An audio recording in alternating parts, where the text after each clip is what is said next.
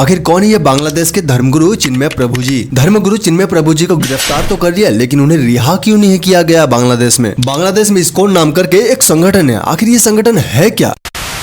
दोस्तों अभी आप देख रहे होंगे कि हर तरफ लड़ाई झगड़े दंगा फसाद सिर्फ यही देखने को मिल रहा है। कभी यूपी के संभल में दंगा हो जाता है तो कभी बांग्लादेश में रैलियां निकलने लगती है। पिछले 2 सालों में ये दंगे इतने ज्यादा देखने को मिल रहे हैं कि आम जनता तो इसे परेशानी हो चुकी है। अब इन्हीं सभी मामलों में बांग्लादेश में काफी उथल पुथल मची हुई है। चिन्मय प्रभु, इन्हें तो आप सभी जानते ही होंगे। बेसिकली बोला जाए तो बांग्लादेश में जितने भी हिंदू संगठन के लोग रहते हैं, या फिर क्या बांग्लादेश में जितने भी हिंदू लोग रहते हैं, उन सभी हिंदुओं के लिए चिन्मय प्रभु एक धर्मगुरु की तरह है। और फिलहाल बांग्लादेश में हिंदुओं के खिलाफ जो भी एजेंडा रचा जा रहा है, या फिर कहे हिंदुओं पर जो भी अत्याचार बांग्लादेश में किए जा रहे हैं, उसके खिलाफ चिन्मय प्रभु आवाज उठा रहे थे। और अगर न्यूज रिपोर्ट्स की माने तो बहुत ही पीसफुल तरीके से बांग्लादेश में रैली निकालकर प्रोटेस्ट कर रहे थे। लेकिन वहां के हिंदुओं को प्रोटेस्ट करने की अनुमति नहीं दी जाती है और बांग्लादेश की कानून व्यवस्था के द्वारा चिन्मय प्रभु जी को गिरफ्तार कर लिया जाता है। और मैं यहाँ पर एक बात आपको बता दूं कि ये जो प्रोटेस्ट हो रहा था बिल्कुल पीसफुल तरीके से हो रहा था, फिर भी बांग्लादेश के हिंदुओं को प्रोटेस्ट करने की अनुमति नहीं दी जाती है। और बांग्लादेश में इस्कॉन नाम करके एक संगठन है। इस संगठन के खिलाफ हाईकोर्ट में एक याचिका दायर की जाती है कि इस्कॉन एक धार्मिक कट्टरपंथी संगठन है। इस इस्कॉन संगठन पर बांग्लादेश के अटॉर्नी जनरल ने कहा कि इस्कॉन संगठन को बंद करना सरकार का मुख्य उद्देश्य है। इसकी तैयारी शुरू कर दी गई है और इस इस्कॉन संगठन को जल्द से जल्द खत्म कर दिया जाएगा। बांग्लादेश हाईकोर्ट की जस्टिस फराह महबूब और जस्टिस देवाशीष रॉय ने इस संबंध में कहा। इससे पहले भी हाईकोर्ट में इस्कॉन संगठन को बैन करने के लिए एक वकील ने यहाँ पर याचिका दायर की थी, लेकिन याचिका दायर करने के कुछ ही दिनों बाद उस वकील की चटगांव में हत्या कर दी जाती है। इसी मामले में हाईकोर्ट जो है वो सरकार से पूछती है कि ये इस्कॉन संगठन आखिर है क्या,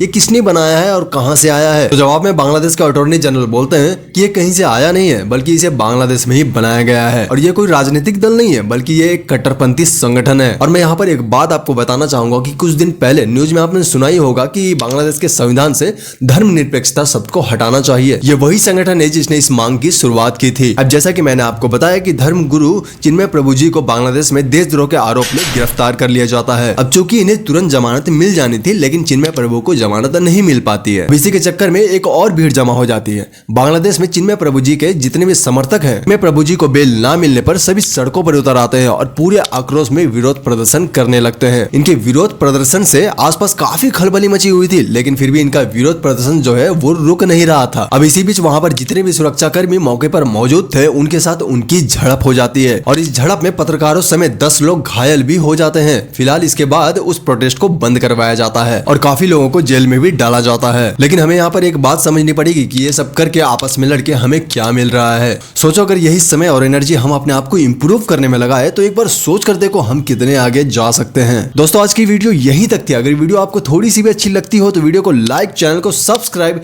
जरूर से कर देना। चलो मिलते किसी नेक्स्ट टॉपिक पे। जय हिंद।